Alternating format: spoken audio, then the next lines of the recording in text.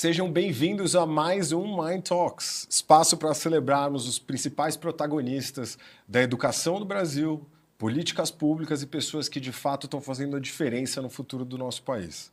Hoje a gente vai conversar um pouco sobre um pilar estratégico para o futuro da educação no Brasil, que é a questão da educação socioemocional, o letramento humano e também a capacitação de professores.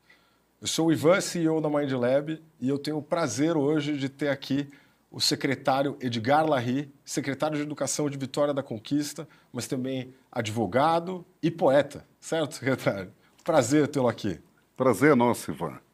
É uma grande alegria estarmos aqui e somos de logo agradecidos para debater e refletir sobre temas tão importantes relacionados à educação brasileira.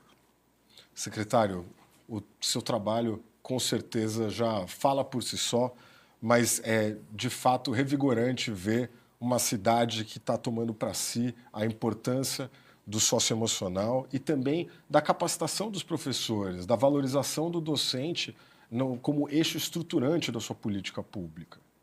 Conta um pouco para a gente sobre como a Secretaria tem atuado sobre essa necessidade de fortalecer a capacitação do docente. Olha, Ivan, desde que assumimos a Secretaria Municipal de Educação, nós ampliamos o tempo reservado para a formação docente, inclusive para que eles possam realizar um planejamento de forma mais adequada. Vitória da Conquista, e é bom destacar isso, garante o cumprimento de 1/3 da carga horária de seus professores para o cumprimento de atividade complementar. Construímos recentemente um centro de formação.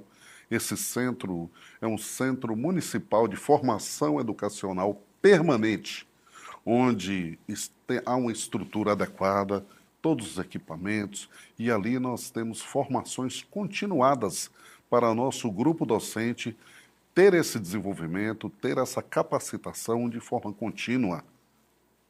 E acho interessante até da questão de criar um centro físico específico para isso. Isso mostra do quanto que o docente é prioridade para a secretaria e para a cidade. Sim, sim.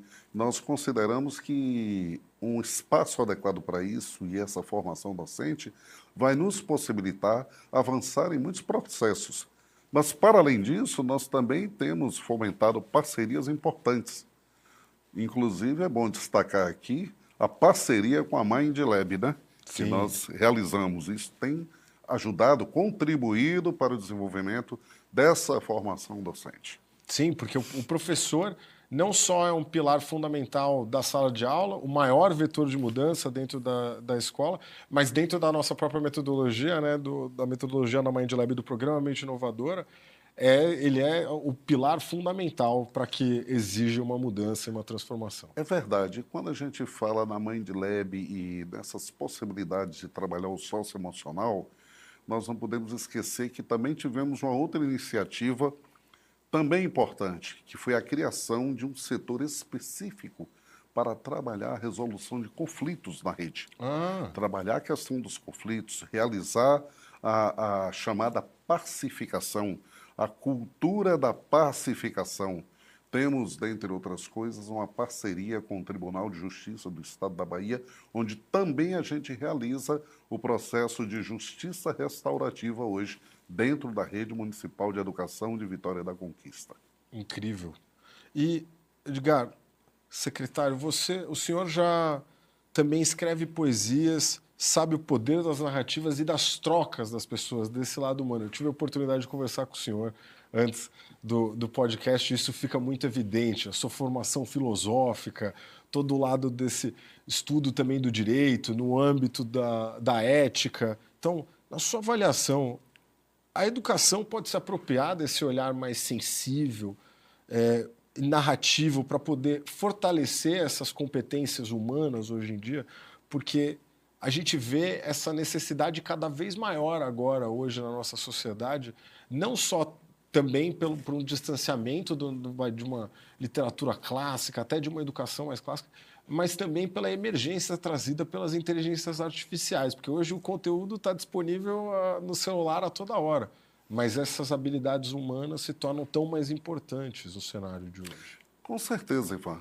É preciso destacar que a poesia ela pode ajudar no desenvolvimento de competências socioemocionais de várias maneiras, porque ela trabalha linguagem, sensibilidade, né?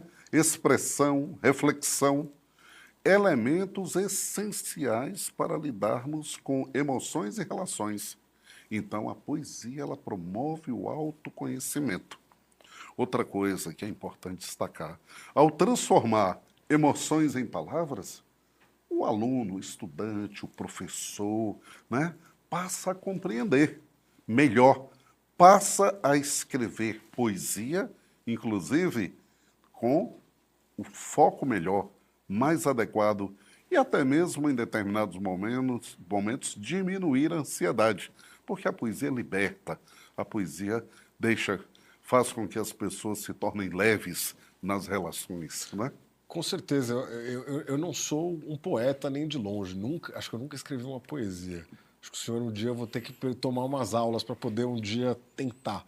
Mas eu mesmo percebo, não só na metodologia, mas na minha vida, escrever sejam objetivos. Eu tenho o hábito de, mesmo hoje em dia, com celulares, tablets e tudo, eu tenho o hábito de escrever tudo num caderninho para poder materializar as minhas ideias e mesmo meus sentimentos.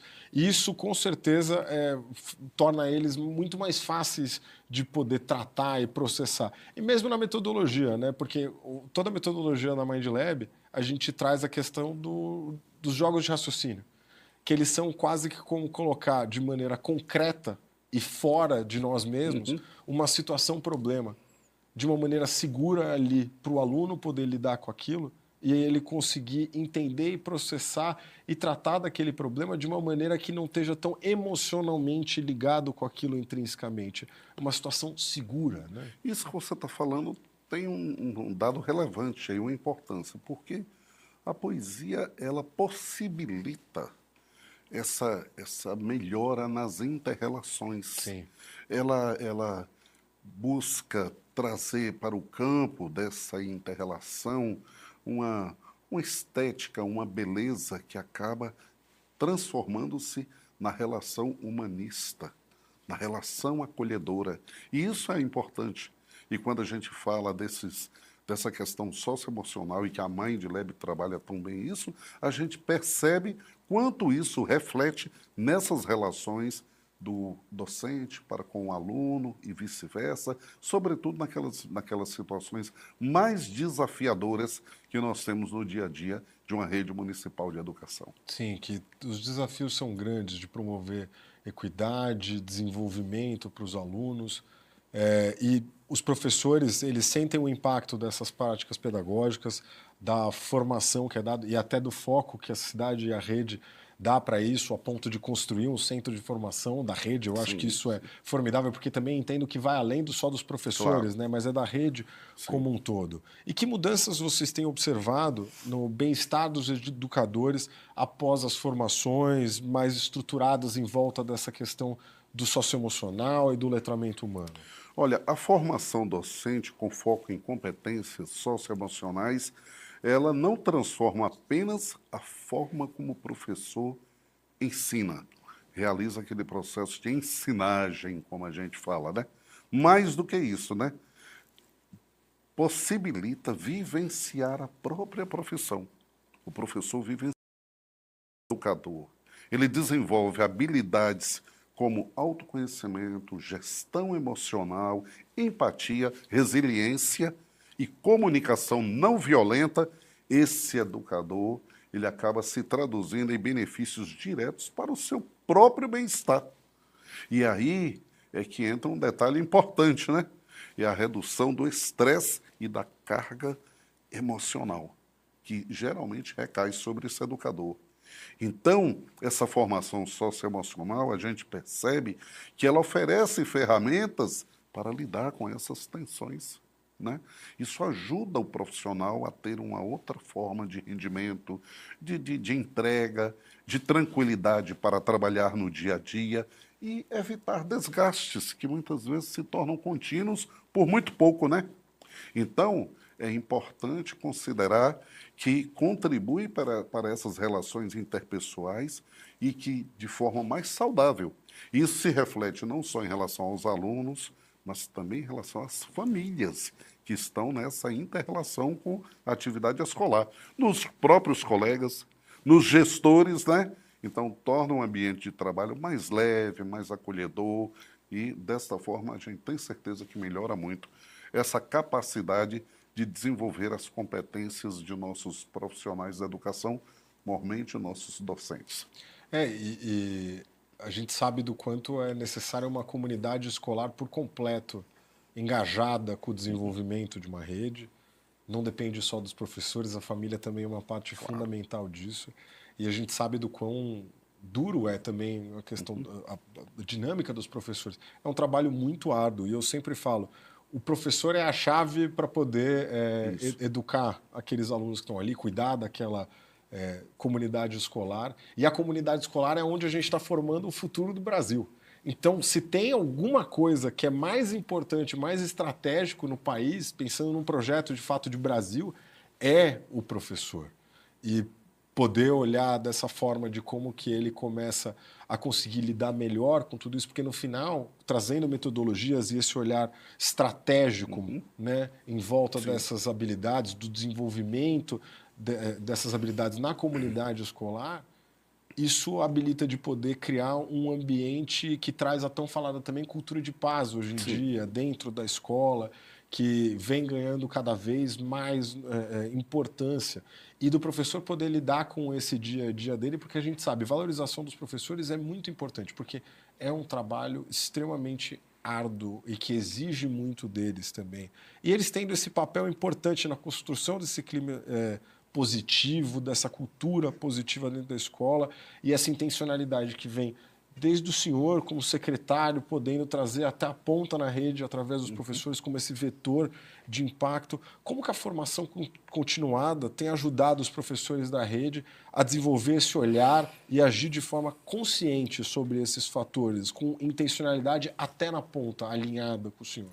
Olha, com segurança, essa formação continuada, ela tem sido um dos caminhos mais importantes para ajudar os professores, principalmente, a compreender, construir e manter um clima escolar positivo de forma intencional, planejada e consciente.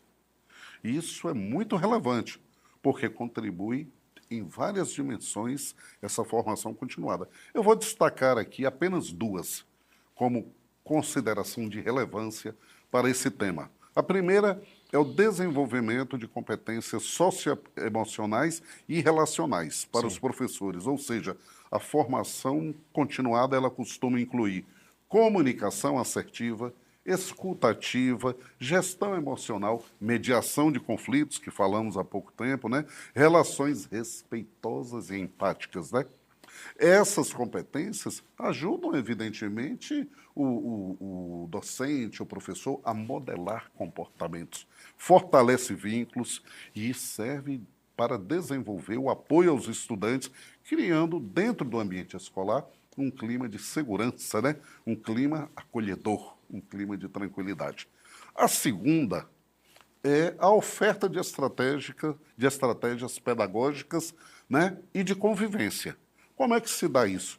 A formação fornece ferramentas, essa formação continuada, ela possibilita oferecer ferramentas práticas como rotinas de sala de aula que favorecem segurança e previsibilidade, metodologias participativas, estratégias de regulação e comportamento, planos de ação para a convivência, olha como é importante, e práticas restaurativas, na forma já colocada. Com isso, o professor, o docente, ele passa a ter instrumentos concretos para intervir de forma assertiva em relação ao desenvolvimento do ensinamento dos nossos alunos na rede municipal. E com intencionalidade, né? Porque, Claro. no final, a escola é um ambiente insubstituível, na minha opinião. Com certeza, isso vai se desdobrar naquele clima de escola, de educação, que tanto se fala, que se requer para aquele processo educacional onde as coisas possam acontecer de forma leve, de forma suave, onde o acolhimento seja verdadeiro, onde haja um cuidado, porque quando a gente fala em educação, a gente tem que lembrar que a educação ela está voltada não só para uma missão, mas para um cuidado de transformação. Sim. E esse cuidado de transformação começa pela capacidade de compreensão de todos esses aspectos por parte do docente. E se ele tem essa condição numa formação adequada, seguramente ele vai transmitir isso para os alunos. Uma necessidade e um desejo, né, dessa transformação. Porque também a gente vê o ambiente da escola, é muito importante ter esse ambiente seguro. O presidente do CNE, professor César Calegari, Sim. há muitos anos atrás, eu aprendi uma coisa com ele. Ele trouxe uma reflexão muito interessante durante uma discussão sobre homeschooling. E ele falou, a escola é insubstituível por conta de ser um ambiente de afetos e desafetos. E você poder construir um ambiente onde esses afetos e desafetos não só são possíveis, mas permitidos e incentivados, e de uma maneira segura, onde o professor está lá capacitado e com a intencionalidade e as ferramentas para poder apoiar os alunos na superação dessas questões e desenvolver essas habilidades em todo momento, porque no final do dia, mesmo os jogos da metodologia, eles são só um simulacro de, na verdade, o que as pessoas já vivem no dia a dia delas. Então, isso acaba permeando a escola como um todo e não fica restrito só ao momento, por exemplo, de, não, agora a gente está trabalhando o socioemocional com intencionalidade. Mas, na verdade, quando ele está enfrentando também um problema de matemática, quando ele está enfrentando um começo de uma nova amizade e até o fim de alguma, talvez, mas lidar com tudo isso, é ali que a gente consegue desenvolver essas habilidades que são tão fundamentais e que precisa dessa sensibilidade. Por isso que eu acho que é muito interessante essa, para mim, essa quase um pouco de um paradoxo, porque eu vejo o direito como uma coisa muito rígida. Sim. E o senhor traz também a questão da poesia, que é uma coisa muito ligada às emoções e não necessariamente ao prático.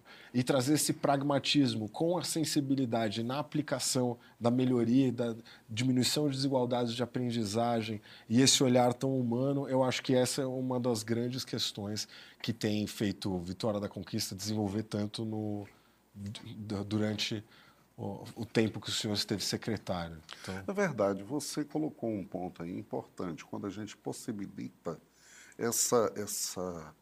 esse transpor da relação que não seja meramente baseada em tecnicismos, em métodos, em sistemas, mas que chegue ao ponto da construção das relações onde se possa abstrair de sentimento, de sensibilidade nas relações e compreender que cada um possui uma dor.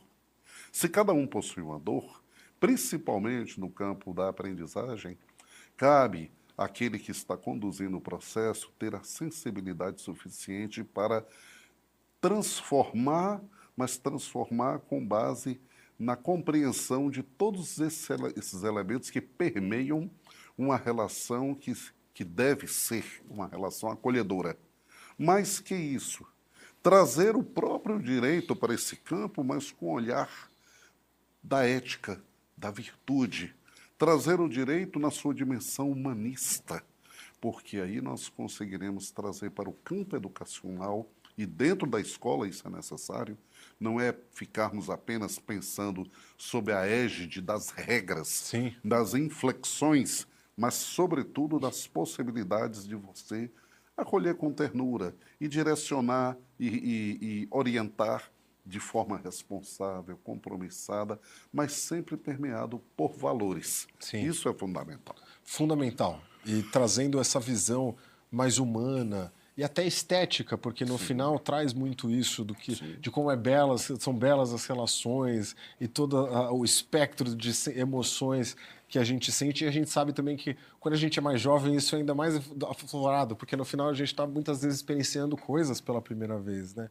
E trazer esse olhar, essa visão, né, junto com a poesia mais humana, estética da aprendizagem, como que isso ajuda a consolidar essa questão do letramento humano como eixo estruturante na política educacional da rede?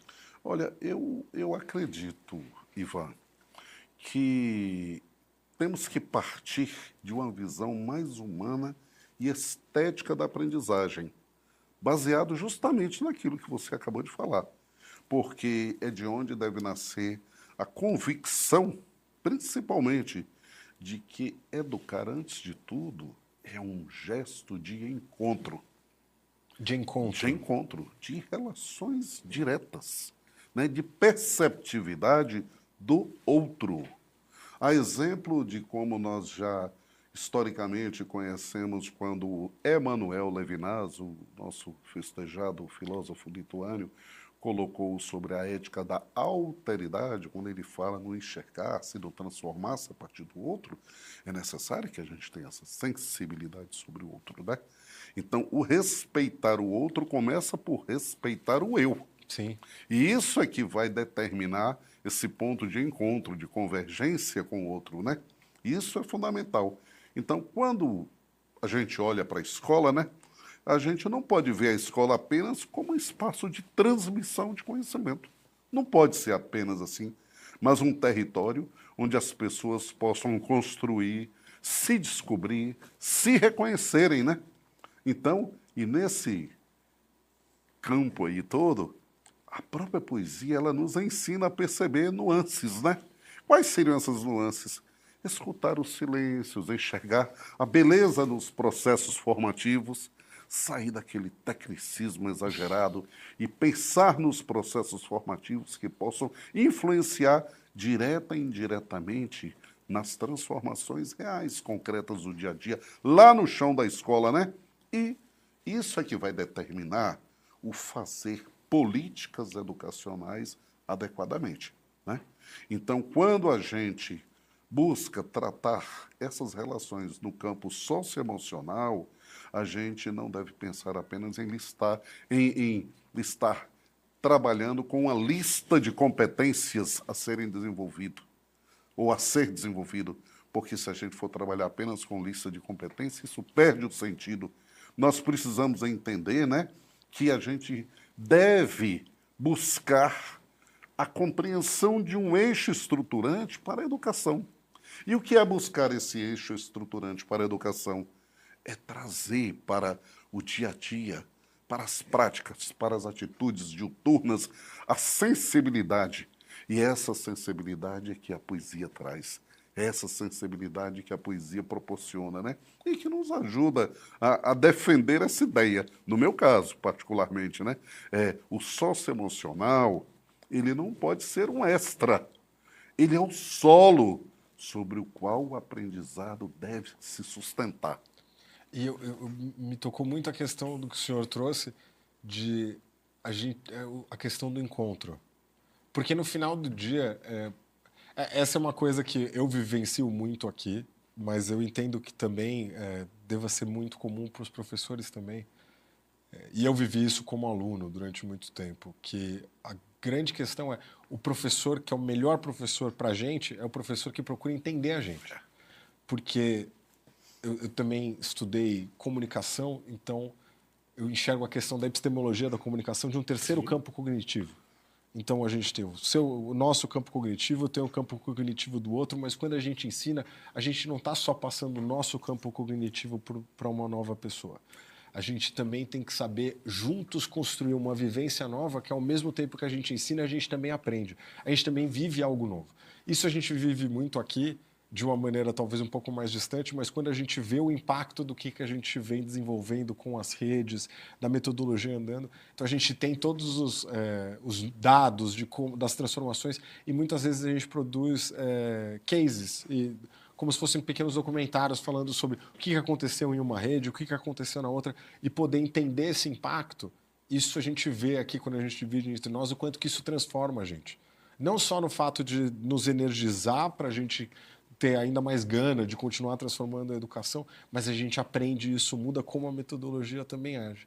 E isso é como o professor incrível também, ele age dentro da sala de aula, ensinando, mas também aprendendo com o aluno, com as redes e trazendo também até o pai para essa comunidade, porque a gente sabe da importância da família, do responsável, estar também envolvido na educação dos alunos. Mas é verdade, quando você fala nessa vivência nova, a gente deve partir do pressuposto que essa vivência nova ela deve estar arrimada, sustentada numa visão de estética da aprendizagem, que envolve tudo isso que nós estamos falando, esses elementos todos. Por quê?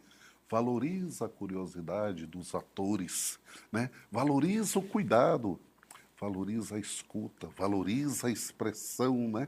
Então é assim que a gente deve procurar orientar, Certo? principalmente uma rede de educação onde nós temos muitos profissionais trabalhando lá na ponta e que nem sempre eles são ouvidos a essa inter-relação dialógica, Sim, onde eles possam, inclusive, demonstrar as dores do dia a dia. sim. E olha que nós estamos aí falando de um grande desafio do mundo de hoje, Sim. que é um mundo pós-pandêmico que ainda tem rescaldos, dificuldades com questões que vieram à tona com a pandemia, como a questão do isolamento, como a questão do adoecimento mental, das inseguranças nas pessoas. Sim. Então a gente tem que perpassar por tudo isso e entender que o desenvolvimento humano em si, ele é tão importante quanto o desenvolvimento cognitivo. Não passa apenas pelo desenvolvimento cognitivo, passa por uma transformação humana, Sim. uma abertura humana, né?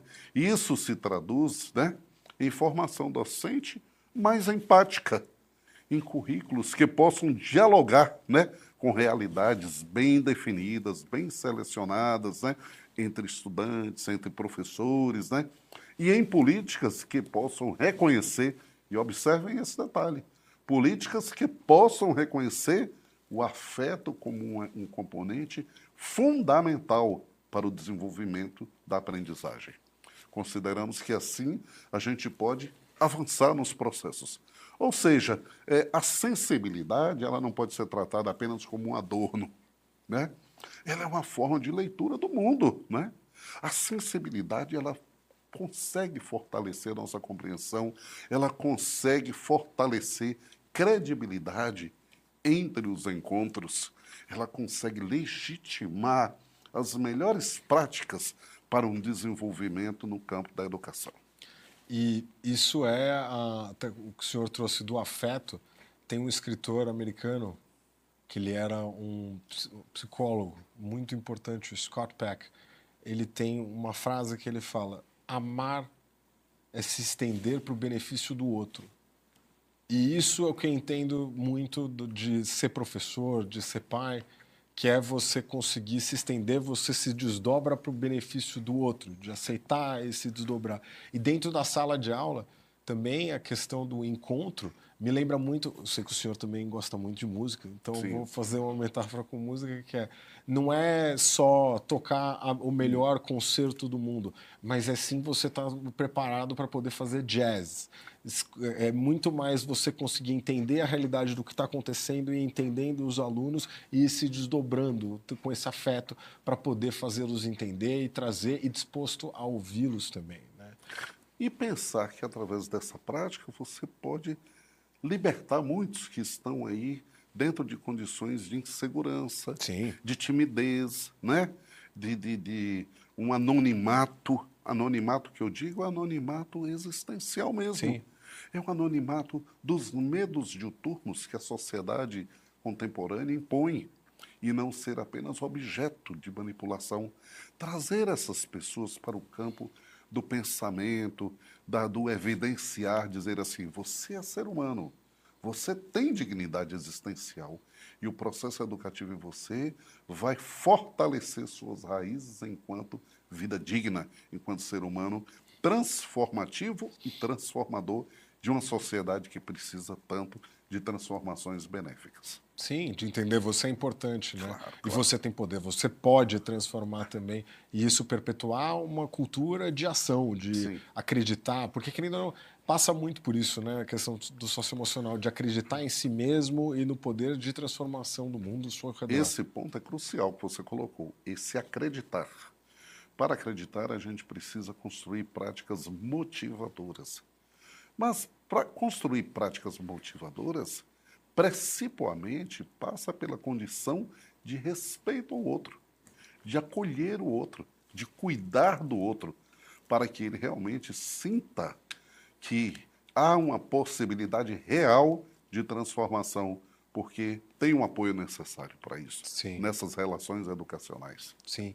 E o que mais me encanta no desenvolvimento dessas habilidades e da maneira que essas ferramentas conseguem proporcionar a diminuição das desigualdades de aprendizagem e também preparar os alunos para um futuro melhor é a questão também de que, apesar de serem coisas tão ligadas a emoções, a questões sociais, elas refletem em questões muito pragmáticas, baseado em dados. Então, você consegue fazer a tão falada hoje em dia gestão baseada em dados, porque apesar de eu também ter estudado cinema, eu tenho É, muito lado de administração, então eu sim. procuro entender como poder, onde a gente precisa trabalhar mais para gerar esse impacto. Então, e aí vem a pergunta de quais foram esses indicadores que já evidenciaram o impacto desse investimento na aprendizagem e no clima escolar, na formação do docente. Olha, a gente poderia falar aqui de vários indicadores, né? A gente pode dizer que uma coisa é quando você percebe que o outro lado está se sentindo acolhido, está se sentindo respeitado, ouvido, escutado. Isso é muito importante, né? Você tornar essa relação não uma relação meramente programática, né? De cumprimento de regras, né? Positivadas, mas transformar essa relação numa condição onde as pessoas possam efetivamente mostrar suas habilidades, mostrar suas capacidades através de ações, de práticas realizadas. E quando o docente faz isso, o nosso aluno passa a ter um resultado diferenciado. O nosso aluno passa a apontar, a sinalizar que é possível aprender, inclusive naquelas situações mais difíceis, mais desafiadoras, quando diversas patologias estão no entorno aí de parte desse processo educacional de nossos alunos. Então, a gente tem esses indicadores que nos mostram que, quando bem aplicado a um processo socioemocional nessas relações, o resultado tende a gerar positividade. Assim que a gente enxerga. Concordo plenamente. E depois de toda essa discussão, qual você acredita ser o maior desafio e a maior oportunidade para consolidar a formação socioemocional dos professores como uma política pública no país? Olha, eu poderia fazer aqui algumas conjecturas, não, algumas reflexões. Mas eu posso, de forma muito tranquila, dizer que um dos maiores desafios é tornar a formação socioemocional parte orgânica e sistema do sistema educacional brasileiro. Ainda a gente percebe, ainda a gente se ressente que não há essa compreensão que uma formação socioemocional ela seja efetivamente parte orgânica e sistêmica do processo de educação no Brasil. É preciso que a gente se desnude de regras inflexíveis, que a gente se desnude de relações estratificadas apenas no aligeiramento das relações que não permitem compreender o ser humano como um ser humano total, integral. É preciso que a gente passe a compreender a formação socioemocional dentro da rede de educação, no nosso caso, como um elemento, um instrumento fundamental para melhorar essas relações e construir caminhos para uma aprendizagem mais fluida, processualmente falando. Onde, por exemplo, que o senhor acredita que falta esse compromisso, que tem essa lacuna? Onde que o senhor acredita que deveria isso estar explicitado? Isso deveria estar explicitado através de norteamentos que começam pelas regras, pelas diretrizes curriculares do Brasil. Porque se fala muito em processos regidos por regulamentações, né? por direcionamentos, onde é necessário que haja sempre o cumprimento de regularizações, de normatizações e de cumprimento de metas. Tudo isso é importante, tudo isso é fundamental. Mas, aliado a isso, é necessário que haja esse substrato, que eu diria que está no campo ético isso. Quando você fala de um processo socioemocional, está implicitamente, né, imbricado nessas relações que deixam de ser meramente regulatórias. E qual que o senhor acredita ser o maior desafio que a gente tem na educação brasileira hoje? Olha, temos alguns desafios grandes. Um deles é romper processos culturais históricos ultrapassados, vícios comportamentais. Não é o mais desafiador não é você buscar implementar práticas inovadoras, né? Planejamentos inovadores. É mais do que isso. É você extrair desses atores educacionais, né, aqueles comportamentos viciosos que historicamente já não atendem à necessidade de um mundo contemporâneo, onde, dentre outras coisas, as tecnologias dialogam permanentemente e nos exige um outro modo de pensar essas relações educacionais e de agir, sobretudo sem perder de vista esse campo, né, do acolhimento e da afetividade. Se o senhor pudesse mudar alguma coisa na educação brasileira hoje, o que o senhor mudaria? Eu começaria por fazer uma avaliação geral de como está se dando a educação brasileira hoje, sobretudo na base, no ensino básico, trazendo para perto o corpo docente de cada município, trazendo para perto a importância do gestor escolar ser um partícipe efetivo desse processo de transformação, mas também dando condições a esses municípios, porque é necessário que haja direcionamentos, por exemplo, de investimento em determinadas circunstâncias.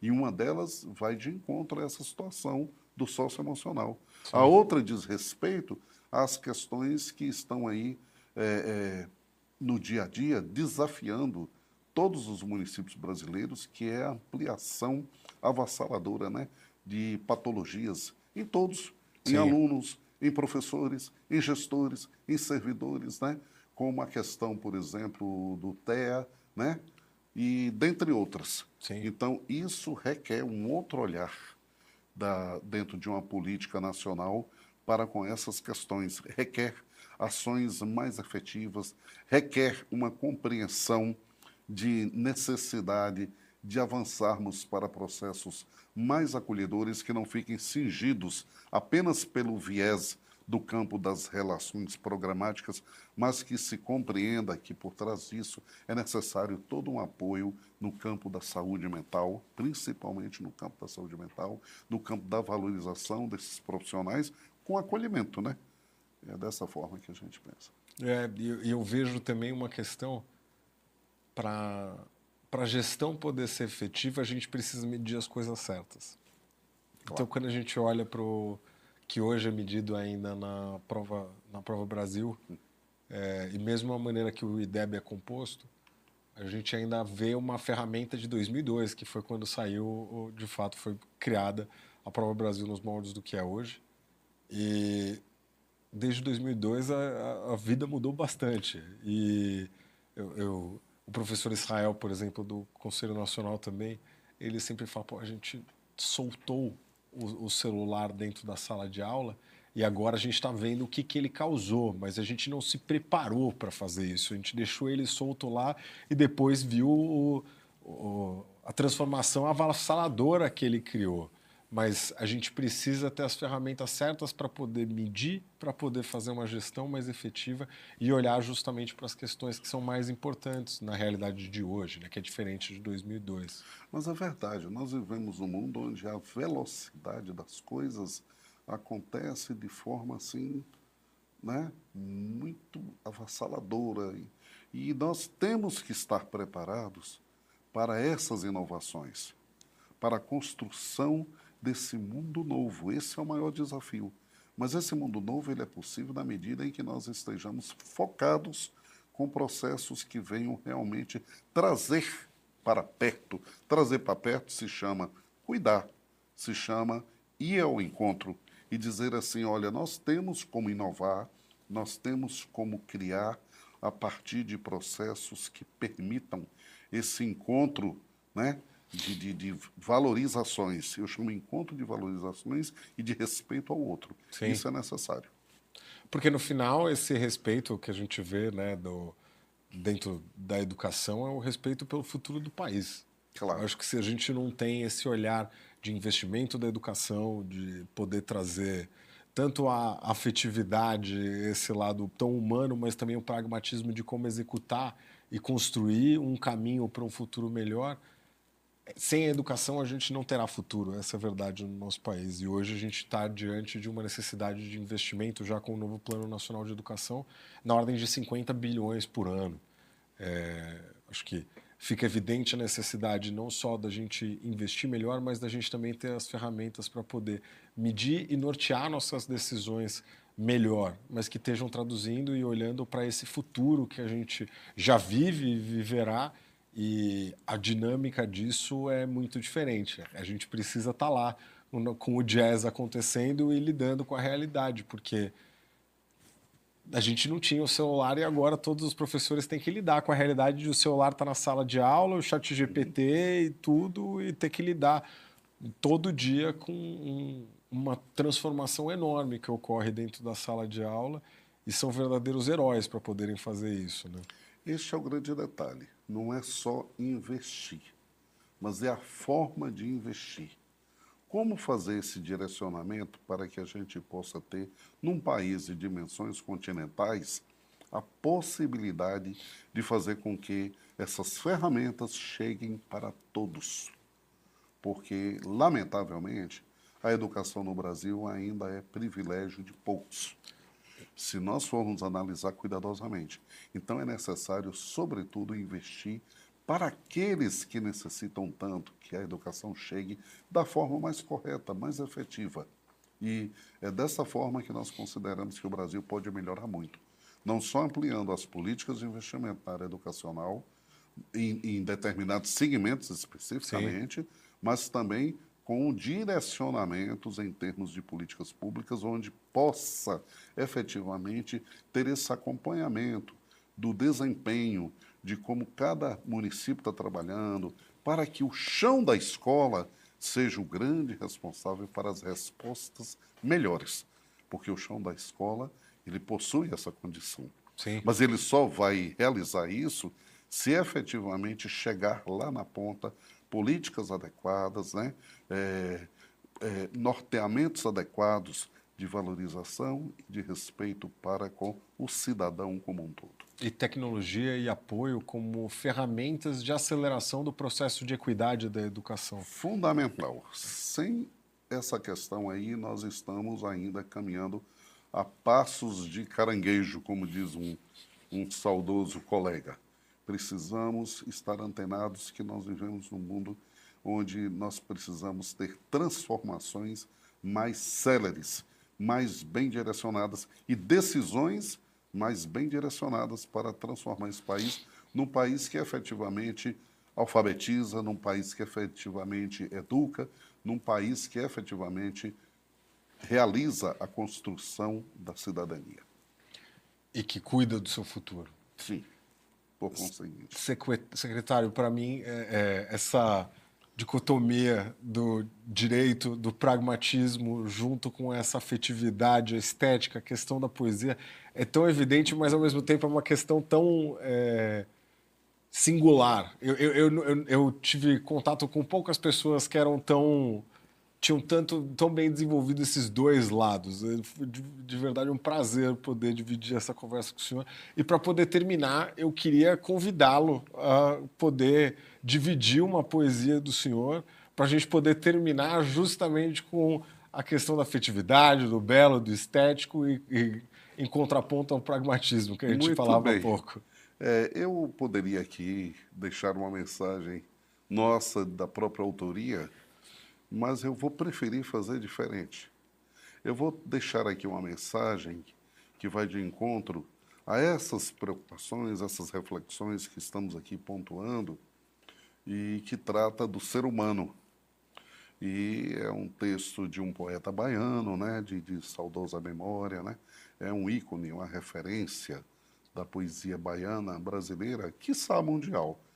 É uma poesia do poeta Camilo de Jesus Lima, quando ele escreveu certa feita Lição. E ele nos diz assim: Mestre, que hei de fazer quando os pássaros cantarem? Vendo o sol, rei do fogo, adoirar a montanha. É preciso que eu seja uma sombra, eu tão moço? Hei de ser triste em meio à alegria tamanha? Filho, esta voz que quer cantar a vida, não a sufoques nunca na garganta. Mestre, e que hei de fazer quando os pássaros cantarem? Canta. Mestre, e se um dia alguém vier para mim, velho, moço, criança, coração sem amor, ave sem ninho, dá-lhe alma que é calor, dá-lhe esperança. Mestre, e onde irei buscar alma? Essa alma que alenta. Filho, tudo em ti mesmo está. Vem de ti. Ouve, chora, sua, fecunda a terra e criarás o mundo. Trabalha. Mestre, e se um dia os déspotas malditos desejarem fechar a minha boca, para que eu não grite mais, não fale mais? Mestre, meus pensamentos e meus brados são livres, livres como os vendavais. Filho, liberte-se. Filho, busque a libertação através da alma e do conhecimento. Mestre, e se um dia enrouquecesse a minha voz que canta? Se um dia envelhecer meu coração que ama? Se um dia empedernisse a minha alma que chora? Que hei de fazer?